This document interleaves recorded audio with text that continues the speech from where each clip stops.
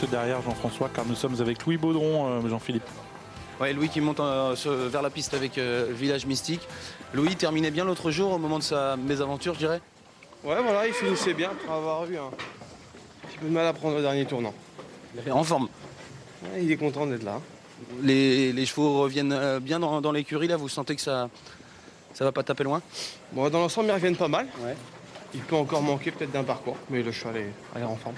Il a des œillères plates aujourd'hui, ça a déjà été le cas, vous m'avez dit en off, mais l'autre jour ils n'avaient pas, c'est un peu un objectif aujourd'hui ou pas? Bon, c'est pas vraiment un objectif, mais c'est un 2100, autant qu'il soit un petit peu, qu'il soit un peu devant lui. Et vous avez des ferrets derrière, ça va l'améliorer, ça c'est quoi le but exactement? Bah, on a allégé un peu devant alors, on a allégé un peu derrière aussi. D'accord, merci. Voilà, Village Mystique qu'on va retrouver au 8 dans quelques instants. On va reprendre peut-être à Victoire le numéro 8 qui donc on la connaît par cœur, Victoire. Elle avait l'air un peu moins tranchante ces derniers temps. Oui, elle était là depuis le début du meeting d'hiver. Elle avait gagné copain en début de meeting. Bon, un petit peu émoussée. On l'a laissée tranquille. Elle a bien travaillé depuis. Bon, aujourd'hui, je pense pas qu'elle aura les œillères plates ou le bonnet. Donc, on va courir sage. Mais je sais qu'elle a bien travaillé. En tous les cas, elle semble bien au niveau de son pro. Il n'y a pas de souci d'allure. Et voilà, donc le favori Village Mystique qui, après une bonne rentrée, va tenter de jouer à nouveau un très bon rôle dans cette génération qu'il affronte depuis déjà bien longtemps. Il fait partie, bien sûr, des très bons éléments de cette génération des V. Gagnant le groupe 1, il fait partie de ceux qui ont gagné le groupe 1 dans cette génération des V. Vous voyez, le hit est bon, le cheval est talent, il a les œillères plates déjà pour le hit. Petite barre d'encolure pour bien l'aider à négocier. Vous voyez, il nous a dit qu'il avait eu du mal un peu à négocier le dernier tournant la dernière fois. Donc on a pallié avec une petite barre d'encolure. Un petit piquant de reine de façon à ce qu'il négocie mieux le dernier tournant. Alors il y a Voltigeur de Mire qui va apprécier le parcours. Qu'en pense son entraîneur Jean-Philippe? Oui, c'est vrai, le cheval courait bien l'autre jour. Oui, il court très bien. C'est deux courses, première et deuxième. Ça fait mois qu'elle ne court pas. Il a fait une grande saison de monde tout le mois de mai. Peut-être qu'il n'est pas au 100%, mais elle est très bien physiquement. C'est sa distance. En plus, je pense que sur les 2002 départ volté, c'est son truc. Vous le préférez, même s'il a gagné le critérium des 4 ans sur le plus long, vous le préférez maintenant sur des distances un peu plus courtes? Elle n'est pas mauvaise non plus sur le 2008, mais à ce moment-là, je le préfère sur le 2002. Ok, merci. Je le préfère donc sur les 2002, c'est Roberto Donati. Donc ça confirme ce que vous disiez, Jean-François, cheval qui est peut-être à l'heure actuelle en tout cas plus à l'aise sur les courtes distances. Et volté. Parce qu'à l'autostar, il n'aime pas trop, ça le tend beaucoup. Viking de Val a l'air vraiment très très bien. Ouais, le cheval d'Eric a l'air très très bien. C'est un cheval qui fait toutes ses courses, c'est un cheval agréable. C'est des plaisirs d'avoir des chevaux comme ça dans les box, bien sûr. Comme tous les chevaux de cette course d'ailleurs. Victoire a l'air très bien aussi. Elle n'est pas si grassouillette que ça. On voit qu'elle a du travail. Elle est déjà remontée au niveau du flanc, donc elle a pas mal de travail derrière elle. Elle effectue sa rentrée, n'a pas couru depuis février. Dans la visite royale, qui est à la recherche de son bon niveau. Elle n'a pas effectué une bonne année 2014 pour l'instant. Non, pour l'instant, elle n'a pas répondu certainement aux attentes de son. Et vous voyez que Jean-François, du côté d'Epsom, on se prépare avec Cyrus des Aigles. On enchaînera bien sûr directement sur ce grand rendez-vous anglais après l'arrivée de ce prix Louis Jariel. Un terrain qui devrait, comme il a plu, qui devrait lui convenir un peu plus encore. La visite royale qui en a terminé avec son canter. Alors elle n'a pas de problème pour avoir le bout du nez à gauche. Mais par contre, tout à l'heure, en arrivant dans le tournant, vous voyez, malgré tout, elle a fait la faute. Alors Verinaïs Marceau, l'enjeu sera sans doute le départ. J'avais échangé quelques mots avec Pierre Vercruz il y a quelques semaines. Il me disait que c'était un cheval avec lequel il fallait faire attention au départ tout de même. Bon, cela dit, la dernière fois, il est vraiment parti très très promptement. Il n'a posé aucun problème. Alors est-ce qu'à ce poteau des 2175 mètres, c'est un peu plus compliqué? En tout cas, il était parti au galop à ce poteau déjà. Oui, mais bon, il est comme tous les fils de Jacques de Bellouet. Il se modifie à vieillir, il faut être vigilant, mais pour moi, c'est peut-être un cheval de prix d'Amérique un jour. Je trouve que c'est un cheval qui a un potentiel énorme, qui arrive un petit peu plus tard que les autres. Quoi qu'il ait, l'année dernière, il avait déjà gagné des belles courses, mais pas forcément précoce. En se projetant un peu moins loin, c'est mon favori pour le prochain critérium des 5 ans. Voilà. Oui, il faut aller étape par étape. Vous avez raison. Voilà. Mais il y a des gagnants de critérium de 5 ans qui ont très bien fait dans le prix d'Amérique après. On sera juste 6 mois après. Au contraire, oui, c'est vrai que c'est souvent une rampe de lancement qui est intéressante. Voilà, pendant qu'on se prépare à Epsom, eh bien, nous allons passer sous les ordres ici à Vincennes. Oui, il faut que les Anglais nous laissent le temps de courir. Ils vont nous laisser le temps, vous allez voir. Ils sont au courant.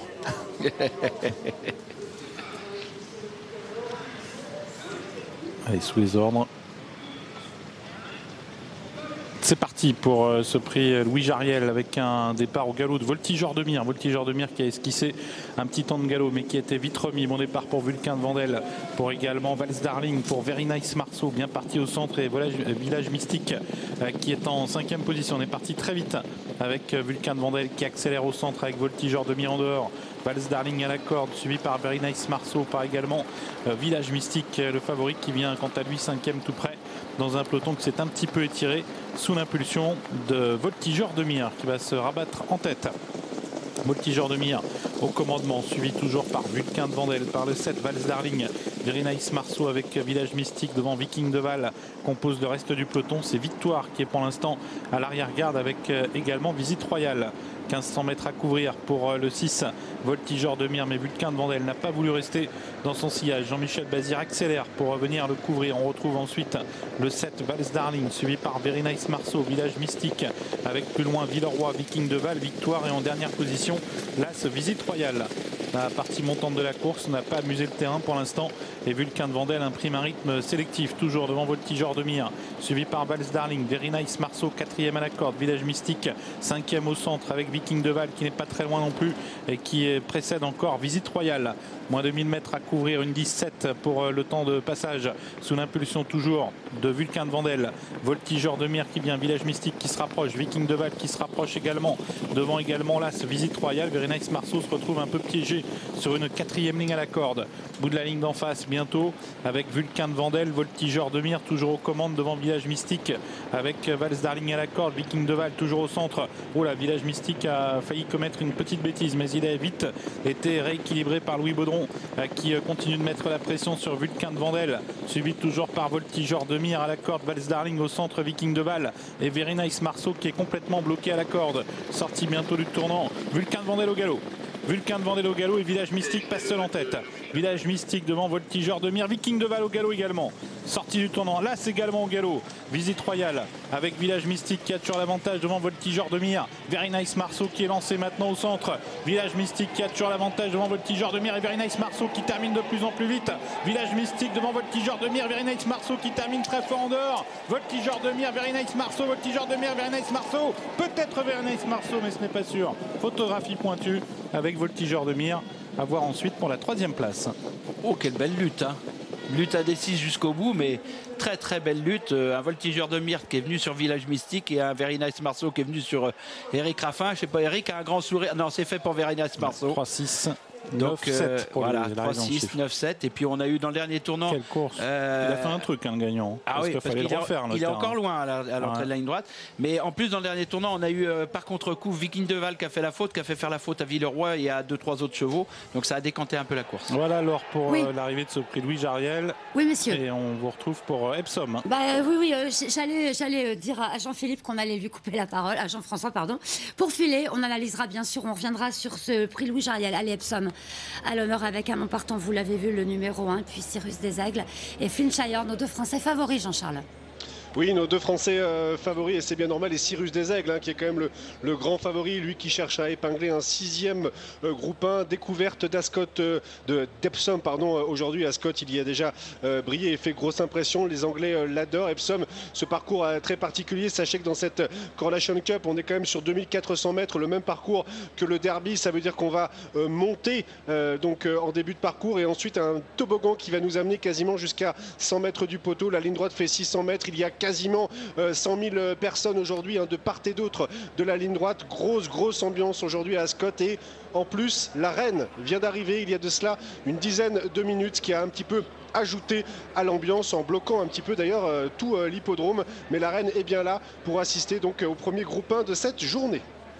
Comment est le temps, Jean-Charles? Est-ce que ça évolue la situation? Est-ce que ça a évolué depuis qu'on s'est vu, qu'on s'est parlé tout à l'heure? C'est assez orageux sur Epsom Downs. Oui, c'est orageux à Epsom, mais le ciel est couvert, menaçant, mais il n'a pas plu quasiment depuis maintenant 11h30 midi ce matin, heure anglaise. Donc on va dire qu'on a même eu du beau soleil jusqu'à maintenant. C'est vrai que ça vient de se couvrir il y a de cela quelques minutes, mais le terrain a été annoncé bon à bon souple.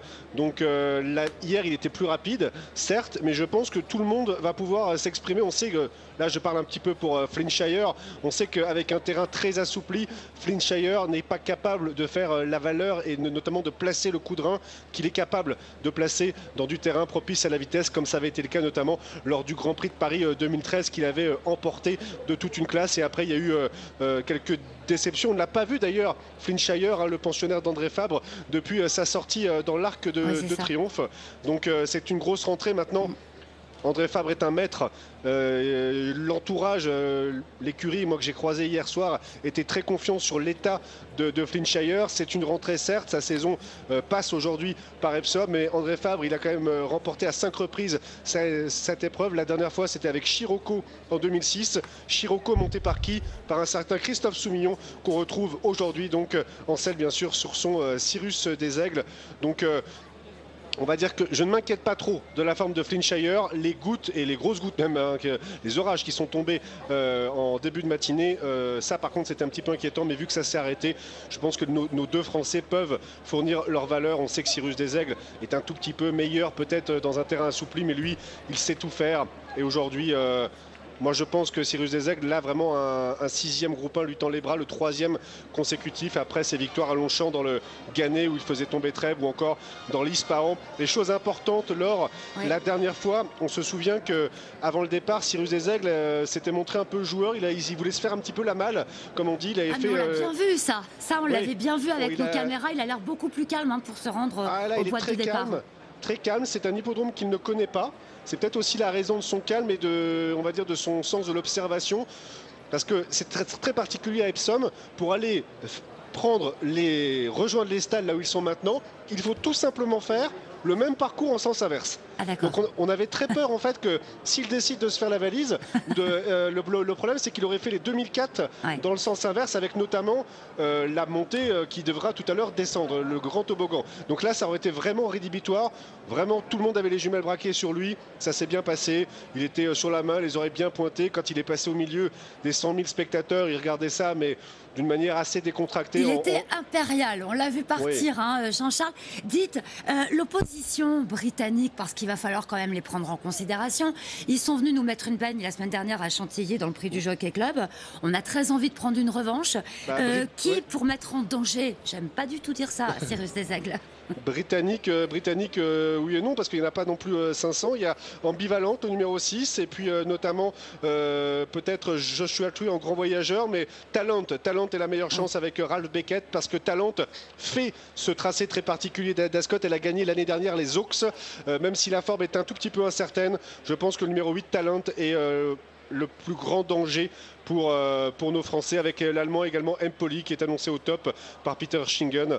Empoli qui est parti lui aussi pour son petit tour du monde, où il va accompagner notamment Cyrus des Aigles. C'était le cas à Médane. Gros plan. Cyrus est dans la stalle numéro 7. Hein. Et c'est parti, Laure. C'est parti pour la Coronation Cup 2014 qui s'appelle en commémoration à Saint-Nicolas-Saveilly, qui l'a gagné lors des 3 dernières éditions. Lui qui nous a malheureusement quitté cet hiver, avec une course qui est partie assez mollement. Ambivalente va prendre le commandement avec Empoli à ses côtés. Ambivalente, Empoli, avec également un petit peu plus loin, et on repère bien sûr Cyrus des Aigles. Cyrus des Aigles qui est suivi comme son ombre maintenant par Flintshire, les deux Français qui sont en milieu de peloton. On ferme la marche avec Beacon Lady, monté par Oisin Murphy. Un peloton tout de même assez étiré. Il y a du rythme finalement dans cette épreuve, avec Ambivalente qui met un rythme pas forcément très sélectif, mais qui impose un train assez régulier. Avec maintenant Joshua Tree qui n'est pas très loin. Le numéro 4, Empoli toujours en 3e position. Christophe Soumillon qui patiente avec Cyrus des Aigles, et Maxime Guyon avec Flintshire qui est juste derrière. Derrière eux, on a notamment donc Talent, la jument gagnante des Oaks l'année dernière, qui revient donc sur son parcours, semble-t-il, de prédilection. On va dans quelques instants avoir franchi le point le plus haut de l'hippodrome, 40 mètres de dénivelé en montant, et ensuite Tatam Corner avec la descente qui va se faire. On aperçoit les tribunes à l'autre bout, les tribunes qui sont combles en cette journée donc de derby. Christophe Soumillon qui vient maintenant se caler dans le sillage de Joshua Tree en 4e position. 5e position pour Flintshire. Devant, c'est toujours Ambivalente qui fait un petit peu ce qu'il veut avec Andrea Asteni qui a mené depuis le départ cette épreuve. Impoli est dans son sillage côté corde. Joshua Tree qui emmène pour l'instant Cyrus des Aigles. Flintshire est là en embuscade. On voit également Talent et puis légèrement décollé depuis le départ Beacon Lady qui a un petit peu de mal à suivre. Les choses sérieuses qui vont commencer. Il ne faut pas être pris de vitesse. Cyrus des Aigles qui colle bien à Joshua Tree et dans quelques instants la longue ligne droite, les 600 mètres de ligne droite qui s'annoncent maintenant avec toujours Ambivalente en tête. Joshua Tree à son extérieur dans leur sillage est toujours bien placé. Impoli avec Christophe Soumillon qui va peut-être passer à l'attaque, suivi comme son nom par Maxime Guyon. Tente de venir également avec Talent et Jim Collet qui lance sa jument. Il va bien Cyrus des Aigles, il va bien Christophe Soumillon qui vient maintenant très facilement à la hauteur de ses adversaires. Les deux Français qui viennent en pleine piste. Flintshire à 400 mètres du but qui vient peut-être attaquer Cyrus des Aigles, même si on est toujours très bien avec Ambivalente et Impoli. Cyrus des Aigles qui maintenant a fait un petit écart, même si Flintshire vient l'attaquer. Cyrus des Aigles face à Flintshire, c'était le duel attendu. Il reste 100 mètres à parcourir. Flintshire qui va peut-être venir attaquer Cyrus des Aigles, mais le courage de Cyrus des Aigles va aller chercher son 6e titre. Christophe Soumillon qui l'a maintenant au bout. Victoire dans la Coronation Club pour Cyrus des Aigles devant Flintshire. La 3e place pour l'animateur Ambivalente. Il est heureux. Non mais c'est génial Jean-Charles ce qu'on vient de voir. On est aux anges. Duel attendu. Nos Frenchies qui font 1 et 2 et Cyrus des Aigles encore une fois. Il est juste magnifique. Voilà, regardez ça. Ça se passe de commentaires. Voilà, et Christophe Soumillon qui on est les meilleurs. voit arriver Maxime Guyon. Ouais, là, on peut dire qu'on est les meilleurs parce que les deux chevaux ont été au-dessus du lot dans la phase finale. C'est vrai que cette année, il n'y avait pas notamment de représentants de Coolmore qui a trusté les victoires, mais il y avait un très bon lot. Et Cyrus des Aigles va chercher son 6e groupe 1, 21e victoire pour Cyrus des Aigles. Christophe Soumillon qui a parfaitement maîtrisé une nouvelle fois Cyrus des Aigles et Cyrus des Aigles qui a, lui, maîtrisé la très longue ligne droite d'Epsom. C'est le meilleur, c'est tout. Et puis les Français, il est entraîné par Corinne Barande-Barbe. Et puis c'est tout. Voilà. Allez, le numéro 2, Cyrus des Aigles, était coté à 1,60. Le numéro 4, Flintshire, à 3,50. Et le numéro 6, qui a pris la 3e place, Ambivalente, était à 10 €. Donc 1,60 pour Cyrus des Aigles. Bon, est-ce que vous avez vibré avec nous du côté de Feur, mon cher Frédéric? J'espère. Bah écoutez, j'ai plus de mots pour ce cheval-là. Non mais on en a les larmes aux yeux, vous voulez que je vous dise? Moi je pensais pleurer s'il n'allait pas faire l'arrivée, mais là j'ai les larmes aux yeux parce qu'il est juste magnifique. Mais comment voulez-vous qu'il ne fasse pas l'arrivée? Il fait toutes ses courses, ce cheval-là, il est extraordinaire. Voilà, il nous fait vibrer. Et c'est pour des chevaux comme ça qu'on aime les courses et qu'on va aux courses. Et les chevaux comme ça, ils font venir les gens aux courses et c'est bien d'avoir des champions pareils. La reine d'Angleterre s'est déplacée pour lui, je vous le dis. Les gens en ont besoin. Bah exactement. Allez, le Prias, parce que voilà, on a encore il y a des courses en France. Il y a des belles courses aujourd'hui à faire, Fred. Oui, il y a des jolies courses aujourd'hui. Et puis dans celle-ci, il y a 16 partantes. Donc on va un peu se gratter la tête pour essayer de trouver la bonne solution dans ce prix de l'association sportive de Saint-Étienne. Avec, donc, je vous le disais, le tableau qui défile. Et dans le haut de celui-ci, des petits outsiders. On va, dans le deuxième, retrouver concurrent un peu plus joué. C'est le numéro 6, Anaka, qui est proposé à 7,80 €. Et puis dans le prochain, nous allons voir la favorite. Car c'est une épreuve réservée à des seules femelles de 4 ans. Anatolie et Hervé Sionneau qui effectuent le déplacement, 3,90 €. Le 8, Arriva Maille. Maille est également très joué, Yannick Alabriand, 5 €. Et puis ensuite, des outsiders, puisque 2-3 concurrentes sont très très jouées. Elles sont que 3 à être sous la barre des 10 €. Ensuite, on a à faire des outsiders, voire des gros outsiders à l'image du bas du tableau. Que nous allons voir défiler gentiment. Franck Jamar par exemple avec Argentine Fa qui est proposé à 24 contre 1 et le numéro 16 Abatimat est proposé à 30 contre 1. C'est la dernière concurrente de ces petits tableaux. Nous allons vous proposer des images d'Epsom. Figurez-vous, Fred, que Cyrus, comme on dit dans le langage hippique, n'est pas rentré carré, c'est-à-dire qu'il est boiteux. Est-ce le pied, enfin les pieds, est-ce les tendons? Il y a Corinne Barande-Barbe qui est à ses côtés, puisque j'ai un retour que vous n'avez pas encore. Vous voyez là, Christophe Soumillon est descendu au retour. Il a décelé, vous connaissez l'attention de Christophe Soumillon avec les chevaux qu'il monte. Il est très précautionneux. Regardez, voilà, l'entourage va arriver. Donc, Jean-Charles, est-ce que vous êtes là? Vous m'entendez? Oui, je suis là. Alors on s'inquiète un petit peu parce que Christophe Soumillon est descendu assez vite de Cyrus des Aigles et clairement on a tout de suite été tâter les antérieurs. On attend plus d'informations. Évidemment, lui est attendu vers le cercle des vainqueurs, mais là du coup, on va dire que les sourires se sont un peu crispés. Ouais. Mais on attend de voir exactement ce qui s'est passé. En tout cas, dès que j'ai de l'info, je vous le donne. Vous n'hésitez pas, vous êtes Je vous les prioritaire. donne même, mais a priori, on espère que c'est que petit souci. Voilà. On croise les doigts pour ce superbe champion Frédéric. Bien sûr, Jean-Charles, vous intervenez quand vous le désirez. Pas une super nouvelle, hein, Fred? Non, c'est pas une super nouvelle, mais bon. Il va falloir attendre gentiment d'avoir plus d'explications. Et on espère que tout va aller du bon côté. La favorite, enfin l'une des favorites, puisqu'elles sont deux désormais, c'est le numéro 7, Anatolie. Et Hervé Sionneau s'est confié au micro de Cécile. Hervé, on parle d'Anatolie, on va revenir sur son dernier parcours qui s'est soldé par une victoire. Ça s'était vraiment bien passé ce jour-là? Oui, j'avais les ferrés. Et c'était 3000 mètres, elle avait bien gagné. Bon alors aujourd'hui on change un petit peu la distance, en tout cas 2000 mètres, ça lui correspond, c'est tout faire? Ouais, elle a déjà couru Autostar, elle a un grand braquet, je préfère un peu plus long, mais par contre c'est une bonne gauchère. C'est pour ça que je suis venu ici, parce qu'on n'avait pas d'engagement dans la région, dans notre région pour elle à gauche en ce moment. Si on résume, on peut dire que la confiance est de mise? Oui, j'aurais préféré un numéro plus en dedans évidemment. Mais bon, elle est dans sa catégorie, voilà. Merci Hervé, bonne course. Bon, il y a du pour et du contre, hein, Cécile. Si on écoute Hervé Sionneau, il y a quelques petits bémols, mais c'est quand même une des chances de l'épreuve. Hein. Faut pas puis se voiler Hervé la face. Sionneau effectue le déplacement aujourd'hui avec c'est sa seule et unique partante. Voilà. Hein. Donc on peut se dire que on vient pas de la Sarthe. Il aime bien la région, mais je suis pas sûr qu'il soit venu pour visiter Feur. Oui, c'est un adepte de Vichy, Hervé. On le voit souvent, et notamment pendant le semaine du festival Trot. Exactement. Mais bon, là, non, je pense qu'il se déplace quand même avec des ambitions certaines. Oui, c'est. Et puis bon, la jument, la pouliche, a tout à fait le droit de bien faire. Alors qu'on nous propose une double image sur Equidia pour voir Cyrus des Aigles en rentrée aux balances. J'espère qu'on va voir rapidement de bonnes nouvelles concernant ce grand champion. Qui a encore donné le meilleur de lui-même. Et quand il donne, il est diablement bon. Allez, on a vu Anatolie rapidement. L'opposition, c'est le numéro 8, Arrive à Maille. Yannick Alain-Briand, bon, tire un numéro tout en dehors. Ça, c'est pas top. Enfin, il faudrait peut-être voir Yannick pour le savoir, parce que parfois, nous, on a l'impression de l'extérieur que le numéro est pas top, et puis parfois, les entraîneurs préfèrent ce numéro-là pour certains chevaux. Alors que là, Saki Laget est au galop, au canter. Saki Laget qui, dans sa musique, montre qu'elle est souvent indélicate. C'est une jument qui est estimée, qui a de la qualité. Maintenant, c'est sûr que ça se passe un petit peu dans sa tête. Il va falloir être sage. Mais alors, si vous nous indiquez qu'elle était au galop au canter, c'est vrai que ça refroidit encore un peu. Mais c'est sûr qu'elle a la qualité pour bien faire, même si c'est la moins riche. Même si elle fait partie des moins riches du lot.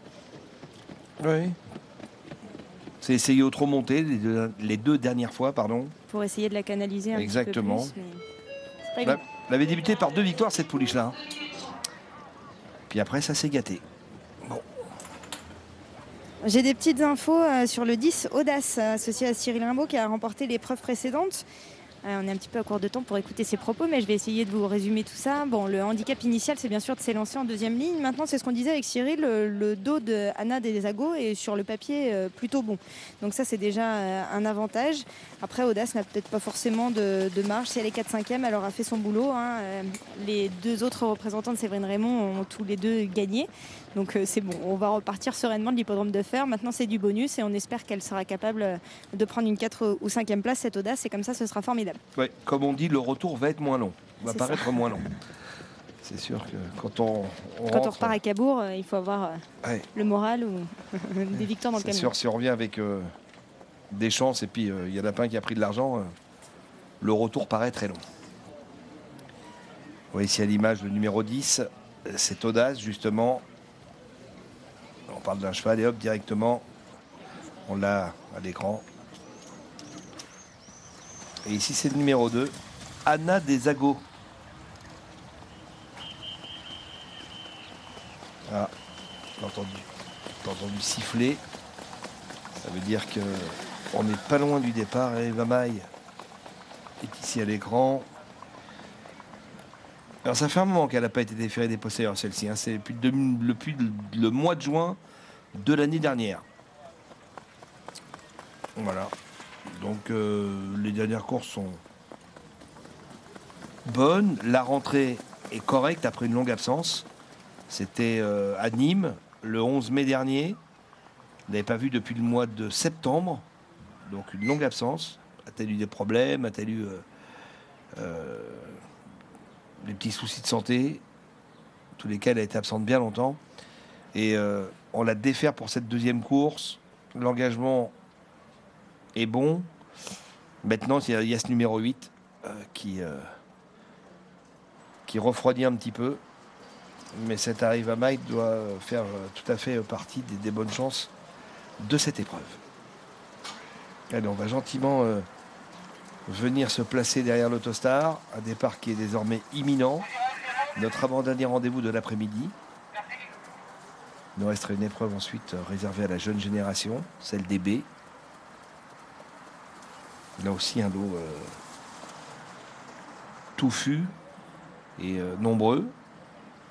Et quelques-uns qui ont fait belle impression. On aura le temps d'en reparler d'ici une petite demi-heure. Intéressons-nous à notre 7e et avant-dernière épreuve du programme, le prix ASSE, avec l'Autostar qui va dans quelques secondes prendre en charge les 16 concurrents. Et on va pouvoir s'élancer pour 2050 mètres. On devrait avoir un peu de rythme dans cette épreuve. Favori toujours le numéro 7, Anatoly. Toujours 3,40 €, 3,60 € pour Arriva Maille. 7,80 € pour le numéro 6, Anaka. Grosse prise à l'instant sur le numéro 2. Anna Desago qui passe de 17 € à 7,70 €. Alors que l'Autostar vient de démarrer. Et qu'Arriva Maille qui s'élance tout en dehors. Pour les ailes de l'Autostar est encore un petit peu loin, mais ça devrait aller. Elle est ici, Arriva Maille, la casaque orange avec une toque jaune. Casaque rouge peut-être plutôt. Une toque jaune, voilà. Arriva Maille qui arrive lancée à les ailes de la voiture. L'Autostar qui va bientôt libérer les concurrents de cette 7e avant-dernière épreuve du programme. Et c'est parti pour le prix ASSE, 7e avant-dernier rendez-vous du programme, avec une grosse faute du 8 Arriva Maille qui perd beaucoup de terrain dès les premiers mètres de course, qui a été remis par Yannick Alarménian mais qui est passé au dernier rang. C'est le 6 Anaka qui s'est montré la plus prompte au signal, alors que la Sakilajay qui était bien parti se montre à son tour fautive. On est bien parti avec le 3 Artemis Dugoutier qui vient en deuxième position. Bien parti également le numéro 2 Anna Desago qui est à la corde, alors que plusieurs concurrentes se montrent fautives et qu'on a disqualifié le numéro 1 Akilajay, alors qu'on sort du tournant et qu'on va passer devant les tribunes. Anna Desago se montre fautive à cet instant du parcours, le numéro 2, alors qu'elle était en bonne place et elle vient d'être disqualifiée. Avec Anaka qui passe devant les tribunes en tête. Anaka qui a été rejointe par le numéro 14 en tête de l'épreuve, c'est Hague, et puis plus en dehors c'est le 15 Argentine Fag, suivi par le numéro 7 Anatoly qui s'en rapproche. Le 3 Artemis Dugoutier est également au contact des animatrices. Un peu plus loin, on note la présence du numéro 13 Apple Me, alors qu'à l'arrière-garde on retrouve le 9 Attraction Fatale et le numéro 8 Arriva Maille qui, après sa faute initiale, est passé au dernier rang. Ligne d'en face, toujours sous la conduite du 6 Anaka qui dirige, rejointe par le 15 Argentine Fac. Encore plus en dehors, c'est la favorite de l'épreuve, le 7 Anatoly, qui vient maintenant prendre la direction des opérations. Donc on est environ à 1 km du but. On retrouve également pas mal placé le numéro 13 Apple Me, alors qu'à l'extérieur, le 12 Adorable Histoire s'est rapproché. Le 3 Artemis Dugoutier est toujours au contact, plutôt côté corde. Le 5 African de Best est également côté corde en 7-8e position. Le dernier tournant en vue pour la favorite, le numéro 7, Anatolie qui a l'avantage. Attaqué sèchement par le 12, Adorable Histoire. On a ensuite un bel effort d'Abadimat, le numéro 16 qui s'est bien rapproché. Le 6, Anaka est toujours en contact des premières. Le 8, Arriva Maille, tente de se rapprocher et vient en 5e position à la hauteur du 3, Artemis du Goutier. Sortie du dernier tournant, l'entrée de la ligne droite avec Anatolie le 7 qui contrôle pour l'instant et qui va tenter de repartir. On termine bien avec Arriva Maille tout en dehors. On termine bien également avec le 16, Abadimat, alors que le 12 se défend bien, c'est Adorable Histoire. Et puis on vient de déboîter avec le 6, Anaka qui porte une bonne attaque à la favorite, avec le numéro 8, Arriva Maille qui termine de plus en plus vite. Arriva Maille qui prend